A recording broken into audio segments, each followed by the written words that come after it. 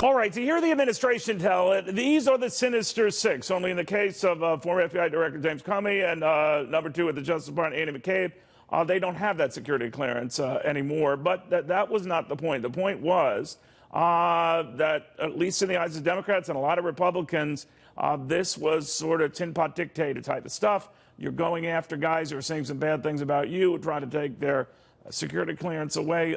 But simple-minded reporter though I am, I started saying to myself, how is it that people who've been years out of power still have these security clearances, can still get access to all of this intelligence? And then I'm saying, how long do they have that for? And who decides this? And is it just a courtesy or is it just overkill? To Texas Republican Senator Ted Cruz, probably knows these matters in and out. Senator, good to have you back with us. Always good to be with you, Neil. Thanks for having me. How long do folks have this type of access, Senator, and who and how many? Well, listen, I think you raise a perfectly fair question, which is it's not clear that people should be maintaining security clearances if it's not needed for their current responsibilities. When someone is in the job of head of the CIA or director of national intelligence, obviously it's needed intensely. But if you're not in that role anymore, if you're doing something else in the private sector, it's not clear why it should be maintained. And let me say more fundamentally, look, what our focus should be across party lines is protecting the national security interests of the country. I mean, this is a divided time. For all of us, I think it's painful to see just how polarized and nasty it is. But it doesn't help the national security interest when you have someone like a John Brennan, the former head of the CIA, who begins screaming that the president has committed treason. I mean, that kind of overheated rhetoric is not productive. It's not helpful. And it just tears us apart. And so I would hope that these former officials would demonstrate some restraint not to immediately go to extreme hyperbole. Well, what do you think of president officials like Senator Bob Corker, who said that this is the stuff that banana republics do, or this vendetta that the president seems to be on is a dangerous, slippery slope? Well, look, lots of people use all sorts of rhetoric. I think what we ought to be focusing on is substance. You know, do you think he went too far in that characterization? You know, what I will say is a lot of this discussion started with the president's news conference with Putin. I think President Trump made a mistake with Putin. I think he should have been more vigorous in that news conference. I think it's a bad idea for the president not to be visibly and vocally standing up to Russia. Now that being said, I think what matters most is substance.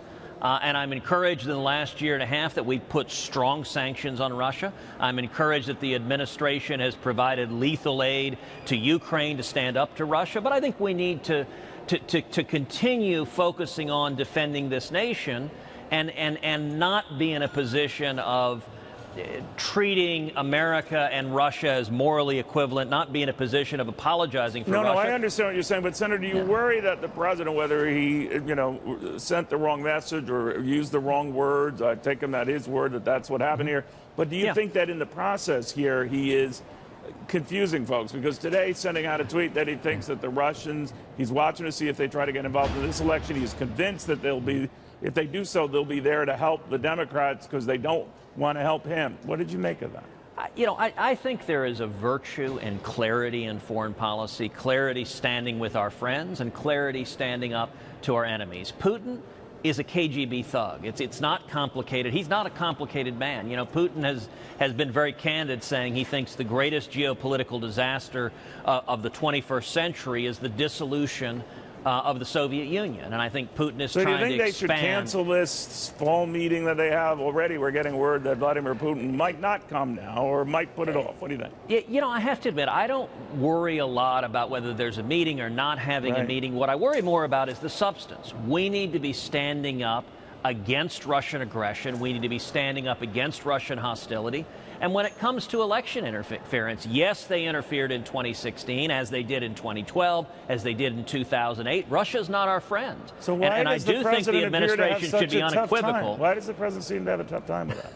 I don't know. Yeah. I think it was a mistake how he handled the press conference, but I think on substance, we should be unequivocal that Russia should not interfere in our elections, and there will be severe consequences if they do.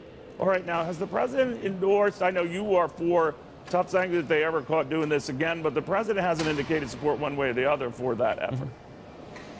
You know, I don't know if the president has or not. I think we need to be using the tools we have, economic tools, sanctions, to prevent Russia from interfering in our elections. Our elections need to be protected, and Putin needs to stay away. And that question, that needs to be clear and unequivocal. All right, real quickly, the president on calling tariffs the greatest. They can be very beneficial. He told a crowd today that he thinks it will all work out. You were worried. Are you still?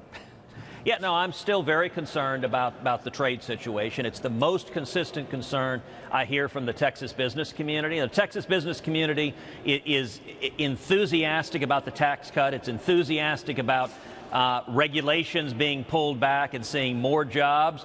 But we're worried about trade, and we're worried about a trade war, and I think we need to be very cautious about not hurting jobs in the United States. You know, sir, I know a 5G network via Verizon is coming to Houston, I believe, maybe other cities down the road. You're concerned that whole 5G network thing not be sort of taken over by the government, or that we nationalize it, akin to, I guess, what the Chinese do. Could you explain?